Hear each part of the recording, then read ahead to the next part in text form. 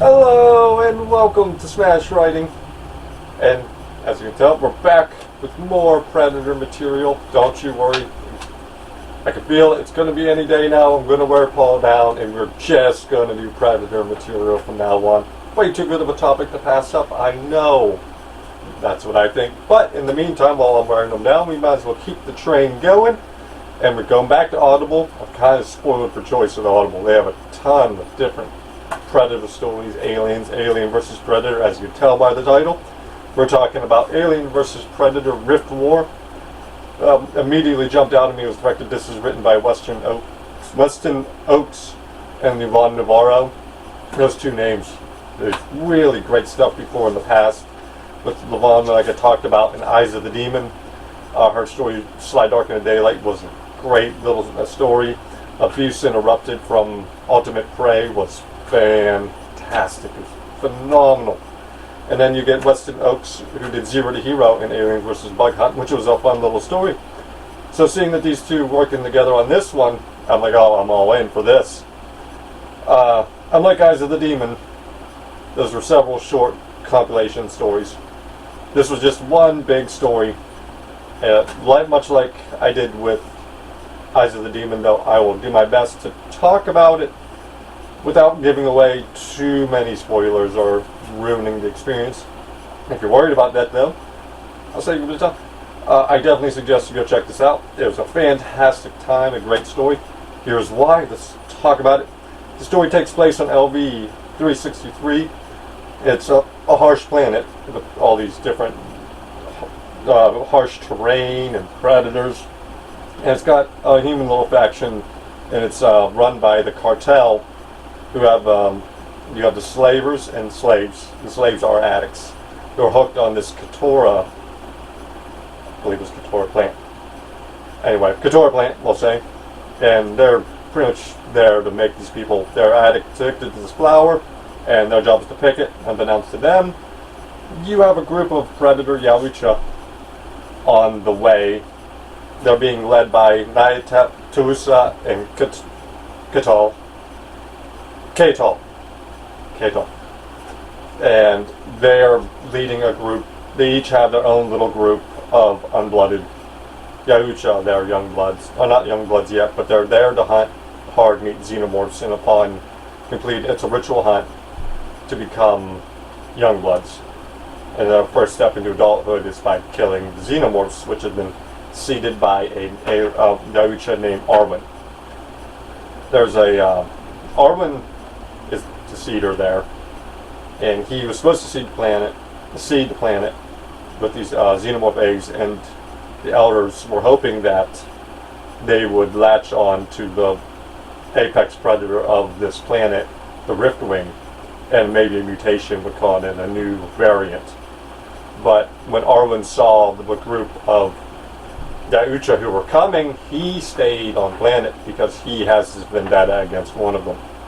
So, as we tell, the hunt obviously goes sideways because the mutation does happen, creating the Xeno Wing, and that leads to just pure chaos. And in all this chaos, as the hunt is going off the tracks a little bit, you get the past starting to unravel, and you get a bunch of twists and turns and emotional depth from these other human characters, and it was phenomenally weaved and told. Okay, let's break this down, simply starting with the human side of this, which has a surprisingly amount of depth to these characters. Even the characters you really don't like Shrapnel. Like he's one of the slavers. They do a great job of making you hate these people, the cartel members. They do a fantastic job. But even characters like Shrapnel have a lot of depth background story, and they really go into what he was before this. And then you get the emotional side of this with the addicts, and you really show them at their weakest moments, such as when they do Enid, especially Enid. Enid was a great character, and she became so easy to get behind, and you wanted her to see her succeed in this and survive and overcome her demons. And she takes you on an up and down journey throughout this. It's like, come on, let's go, please. But no, it just keeps going and going and going. And then you flip side of this, you have the Yucha. And they didn't spare any character depth with the Yahucha either. Each one of them have their own little arc, and even they have 9 unblooded, and most of them get a little bit of time.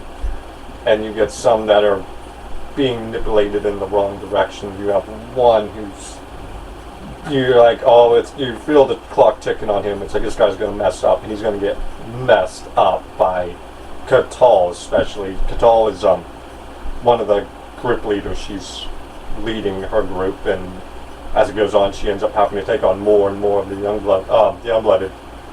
And they do a great job with her. With they're trying her patience. You can tell she kind of just wants to snap on them, but she's doing her damnedest to remember what she's here for. And she does a really good job at explaining it to her group. Like, they do a great, I keep saying that, they do a great job. They show you at one point where has her group freeze a xenomorph egg, take it on the ship, and then she walks them through the stages. And I love it anytime you get that deep culture stuff in the Predator world. It's amazing. I love it. The culture of the Yucha is fantastic. And then you get the past stuff, the vendetta, when you're with Arwen and he's kind of explaining his vendetta. And then it mixes in with what's happening on the planet with Katal, and then it comes together, and it's more than just a story of petty vengeance. It does more than just warn you of the dangers of living this past, not letting go, and you miss out on perspectives of the story, different sides of the story. It's more than just what you know. And then, of course, you're not developing and moving on as your own individual. And the story does a great job at making this all come to fruition. The seeds are planted at the beginning, and then it takes root and blossoms by the end into just a wild, chaotic story where every time you think you know what's going on, it's like, no, here's a change. Here's something else. Here's something new. And then you're just getting to the point where it's like, what is going on? But you can't stop because it's so good. They get you invested in every moment and every detail. And it's a blast until you get to the end, and it's like, what the hell? This has come off the rails in such a beautiful disaster. But then we get to the negatives. I'll talk a little bit about the negatives, and I don't have much. It can drag on a little bit here and there. I have a little bit of a section between Fetch, one of the slaves, and Katal when they're actually together, which Fetch was another character which was really well utilized. He was the character who's like watching from the shadows and everything, and he figures out some of the stuff before Katal when he tries to help, and then you get a really goofy scene between the two. It's going to be very much by your taste. It went on a little bit too long for me. But it's fine. I'm not deducting it from my final grade or opinion. But before we wrap up here, we got to talk about Kate Rudd, the narrator. Oh, she delivers in such a fantastic way. Every character has their own. She brings each character to life in their own way, and she brings out the emotions in delightful, passionate ways.